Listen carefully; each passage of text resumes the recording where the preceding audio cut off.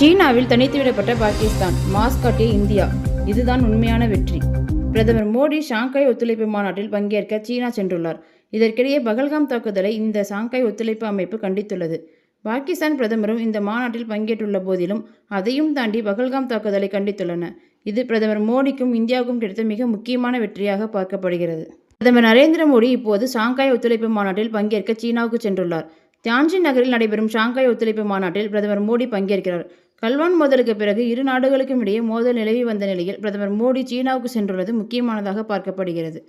மேலும் ட்ரம்ப் வரி காரணமாக இந்தியா அமெரிக்கா உறவில் பதற்றம் நிலவி வரும் நிலையில் பிரதமர் மோடியின் இந்த சர்வதேச அளவில் முக்கியத்துவம் பெற்றுள்ளது. இதற்கிடையே பிரதமர் நரேந்திர மோடியின் தீவிரவாதத்திற்கு எதிரான நிலைப்பாட்டிற்கு ஷாங்காய் ஒத்துழைப்பு மாநாட்டில் சர்வதேச ஆதரவு கிடைத்துள்ளது. தீவிரவாதத்தின் மீது சில நாடுகள் இரட்டை நிலைப்பாடுகள் கொண்டுள்ள நிலையில் அதை ஏற்க முடியாது என்பதை ஷாங்காய் நாடுகள் ஒத்துழைப்பு அமைப்பின் நாடுகள் கூற வேண்டும் என்பதை மோடி வலியுறுத்தியிருந்தார். மோடி வலியுறுத்திய சிறிது நேரத்திலேயே பயங்கரவாத தாக்குதலை அறிக்கையில் குறிப்பிட்டு ஷாங்காய் ஒத்துழைப்பு மாநாடு சார்பில் அறிக்கை வெளியிடப்பட்டது. ராஜதந்திர ரீதியில் இந்தியாவுக்கு இது மிகப்பெரிய பெரும் வெற்றியாக கருதப்படுகிறது. குறிப்பாக நீண்ட காலமாக இந்திய மண்ணில் தீவிரவாதத்திற்கு ஆதரவளித்து வரும் பாகிஸ்தான் இந்த மாநாட்டில் உறுப்பினராக இருக்கிறது. அதன் பிரதமர் ஷெபாஸ் ஷெரீப் இம்மாநாட்டில் பங்கேற்றிருக்கிறார். அப்படி இருந்தாலும் பகல்காம் தாக்குதலை குறிப்பிட்டு கண்டித்துள்ளது இந்தியாவின் முக்கிய வெற்றியாகவே பார்க்கப்படுகிறது. பகல்காமில் நடந்த பயங்கரவாத தாக்குதலை உறுப்பு நாடுகள் கடுமையாக கண்டித்தன. இத்தாக்குதலில் 26 அப்பாவிகள் உயிரிழந்த நிலையில் உயிரிழந்த மற்றும் காயமடைந்தவர்களின் குடும்பங்களுக்கு ஆழ்ந்த அனுதாபத்தையும் இரங்கலையும் தெரிவித்துக் கொள்வதாக அதில் கூறப்பட்டிருந்தது. இத்தகைய தாக்குதல்களை நடத்தியவர்கள், திட்டமிட்டவர்கள் மற்றும் ஆதரவளித்தவர்கள் நீதிக்கு முன் நிறுத்தப்பட வேண்டும் என்றும் வலியுறுத்தப்பட்டது. தீவிரவாத பிரிவினைவாத குழுக்களை சிலர் தங்கள் சுயநலத்திற்காக பயன்படுத்துவதை ஏற்றுக்கொள்ள முடியாதது என உறுப்பு நாடுகள் மீண்டும் வலியுறுத்தின.